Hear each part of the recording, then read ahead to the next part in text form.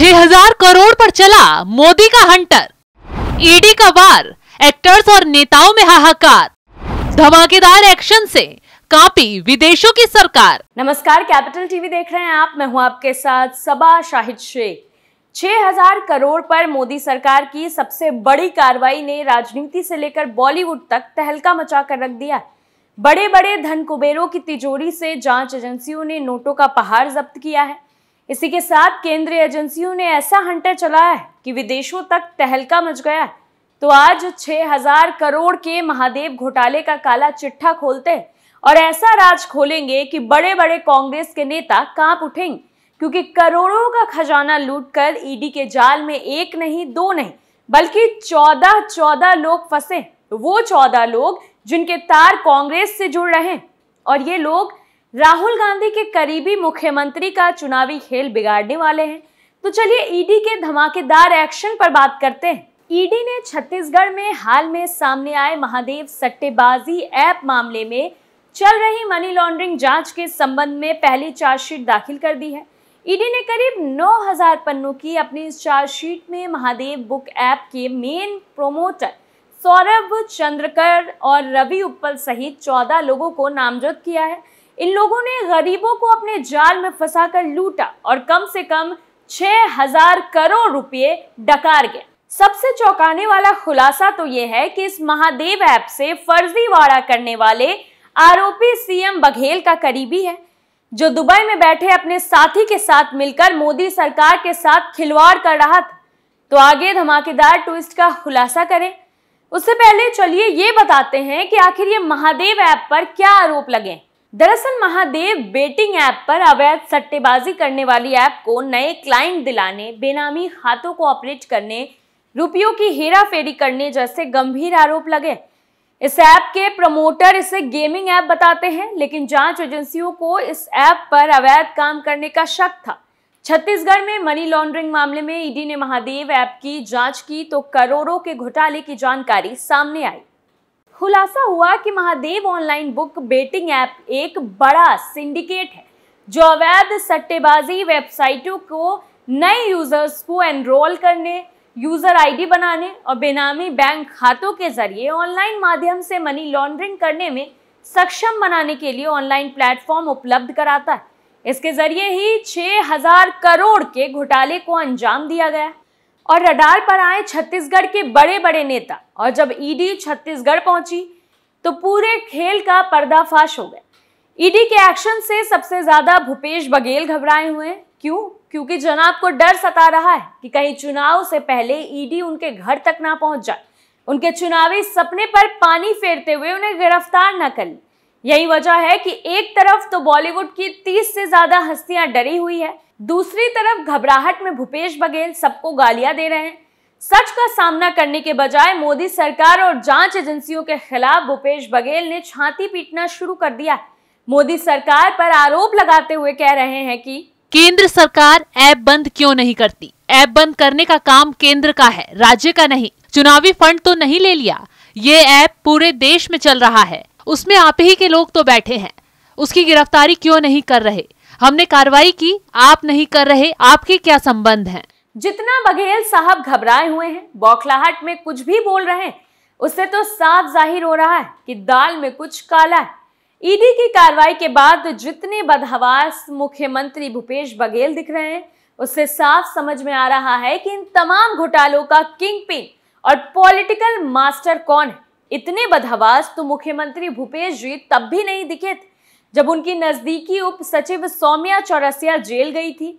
अगर मुख्यमंत्री पाक साफ होते तो न केवल ईडी की तमाम कार्रवाई का स्वागत करते, बल्कि जांच में भी पूरा सहयोग करते, एजेंसी को धन्यवाद भी देते। लेकिन अगर ईडी छत्तीसगढ़ को इस बेदर्दी से लूटने वालों पर कार्रवाई कर रही है तो सीएम साहब को तकलीफ हो रही है। ईडी के खिलाफ ही कांग्रेसियों ने हल्ला बोल दिया। घोटालेबाजों का समर्थन कर ईडी के अधिकारियों के खिलाफ गाली गलौज और हिंसा की जा रही। तो जाहिर सी बात है, कांग्रेस की ये बौखलाहट खुद के नेताओं पर हो रही कार्रवाई में बाहर आ रही है, क्योंकि ईडी ने 6,000 करोड़ पर जो खुलासा किया उससे तो राहुल गांधी के भी पसीने छूट गए।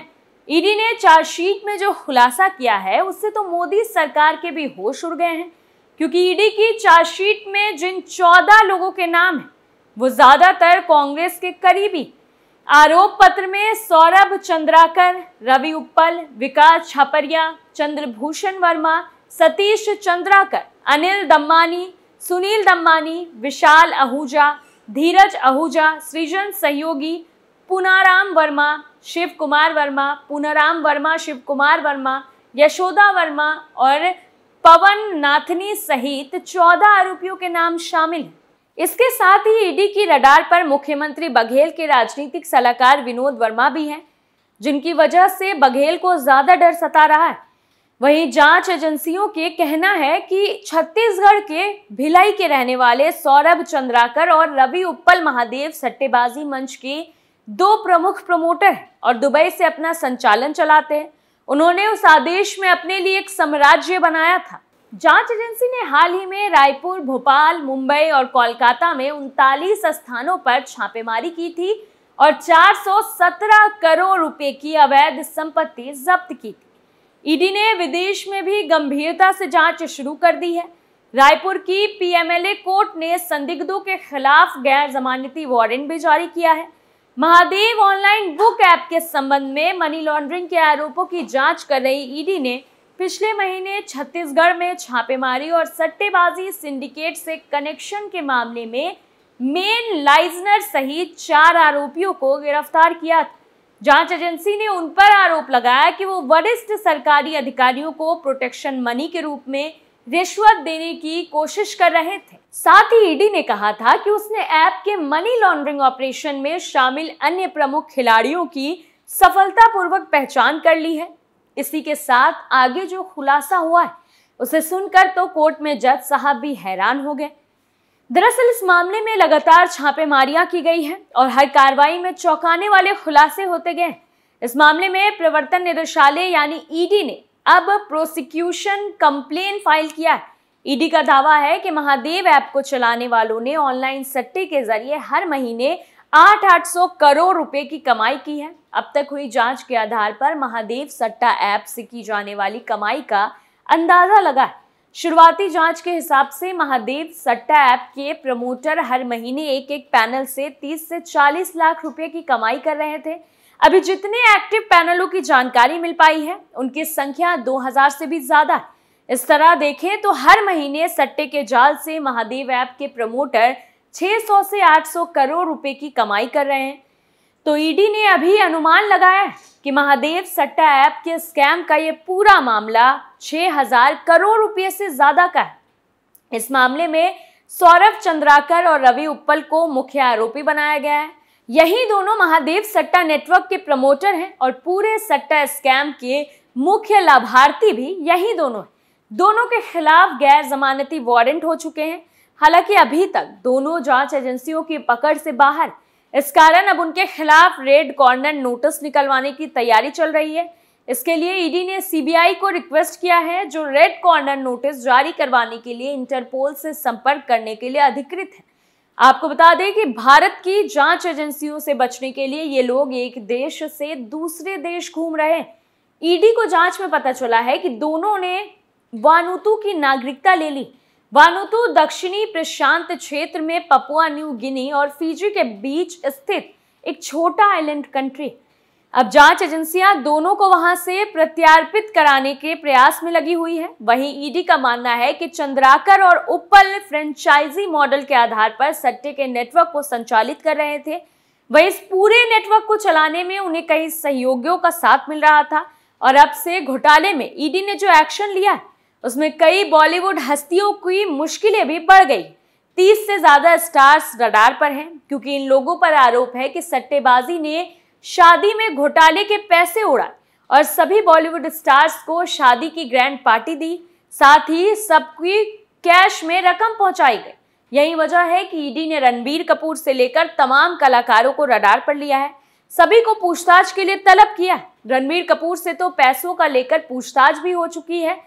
खैर, ईडी के वार से बॉलीवुड में हड़कंप मच गया। जिस हिसाब से बॉलीवुड स्टार्स पर रकम लुटाने की जानकारी सामने आई है उससे तो साफ कहा जा रहा है कि आने वाला वक्त कई नेताओं के साथ साथ एक्टर्स के लिए भी भारी साबित हो सकता है। स्पेशल प्रोग्राम में आज के लिए इतना ही। नए मुद्दे के साथ फिर पेश होंगे, तब तक के लिए देखते रहिए कैपिटल टीवी। नमस्कार।